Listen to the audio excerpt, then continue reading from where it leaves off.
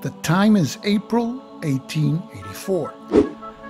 General Charles Chinese Gordon has arrived at Khartoum and has begun to fortify its surrounding areas.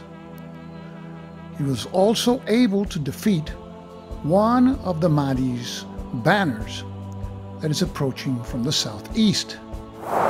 City morale is high, and Gordon's troops, leaders, guns and gunboats are practically intact. The event is a flood that can damage fortifications. Fortunately, in this turn 3, it's a no event. And we have 3 action points.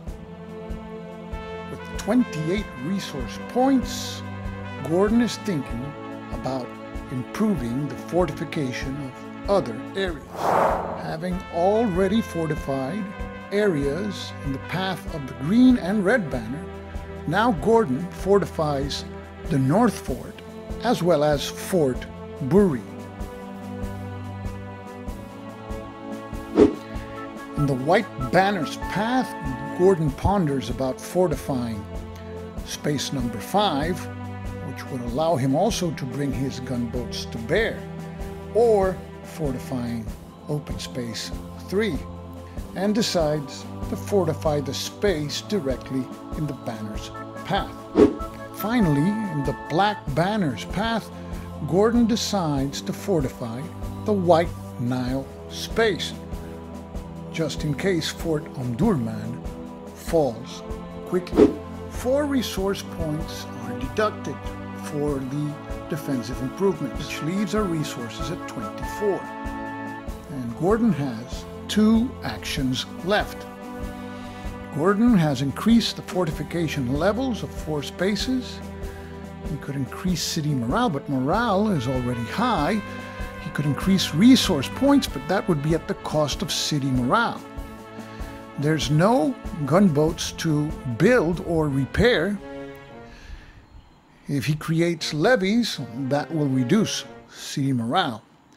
So Gordon has 2 actions left. He can raid, conduct another sortie, or set a defensive position. Raids don't cost resource points, different from sorties, which cost 2. And he decides this time to conduct a raid.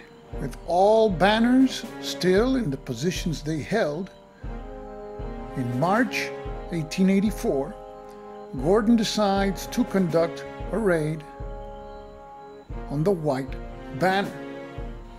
The white banner's current position allows Gordon to use gunboats in support. Only 1 troop unit can participate in a raid, and the purpose of the raid is to steal resources from the Mahdis. So, the Sudanese will be going with Ali as their leader. In addition, 1 light gun and 2 gunboats will participate in the raid. The white banner has a current strength of 7, and our forces also have a strength of 7. In a raid, we subtract half of the value of the banner's strength, rounded up.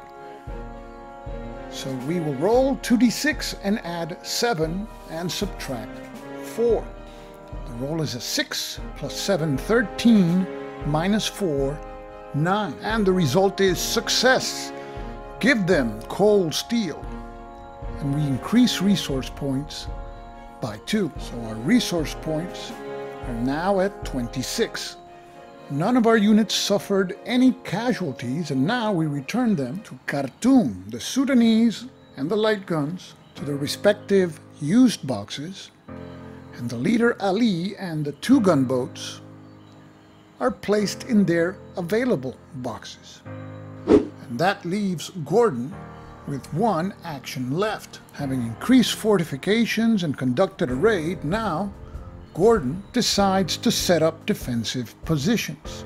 And for this task, he can use all his units except the Sudanese and light guns that participated in the raid. In the white banner's path, he sets up Nushi, some Bashi Bashuks, Egyptians, a gunboat with heavy guns and light guns, for a total strength of 8. In Fort Omdurman, he deploys Stuart, a unit of Basuks, Egyptians, and a gunboat.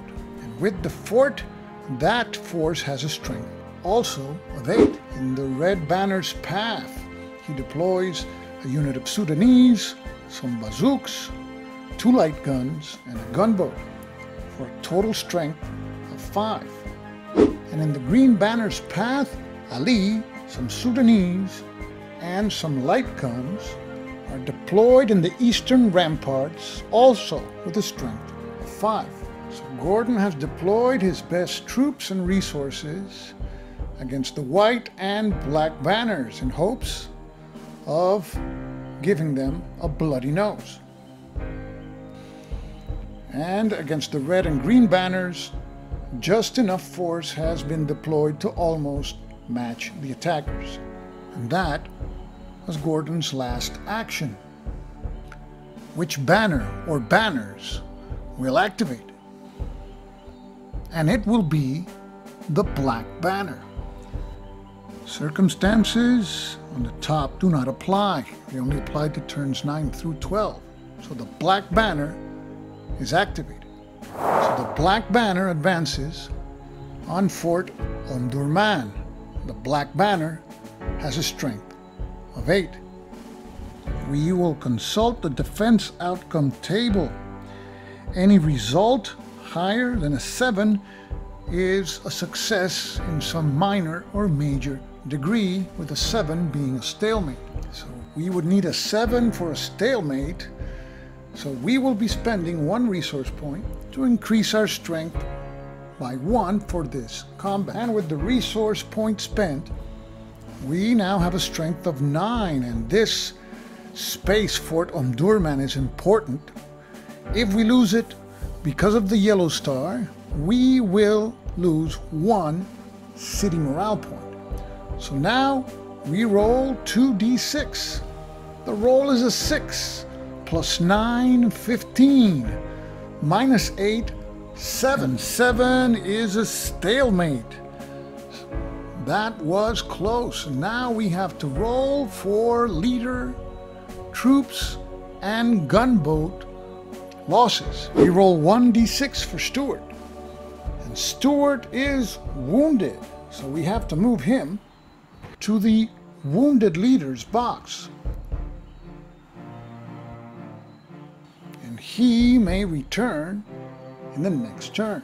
Now we roll for our troops to see if there's any casualties. We have Bashi Bashuks and Egyptians. And the roll is a 5, 1 step loss. And the bazooks will absorb the step loss. So we substitute the 2 icon full strength counter for the 1 icon or reduced version. Now we roll on the gunboat's damage table. And the result is a 6, just a few paint scratches, no effect. This combat being a stalemate, the black banner does not advance into Fort Omdurman and returns to its original position. And after banner activation, we still hold the same ground as we did a month before. Time for cleanup, and now we return all our used troops, guns, and boats, and leaders to their respective available boxes, with exception of Stuart, who was wounded, and will spend the rest turn recovering. Banner activation cards are reshuffled, and we deduct a resource point. Now we're at 24. And we advance now to May 1884. The relief column is still a long way to go. And it is the end of April 1884. The Mahdi's forces have not gained any ground. We have already started to suffer some casualties in our ranks. civilian morale is high, and we still have enough resources to construct more fortifications and repair gunboats. But that won't last for long. So stay tuned for the next turn of the Lion of Khartoum. This is Stuka Joe, signing off for now. Thanks for watching.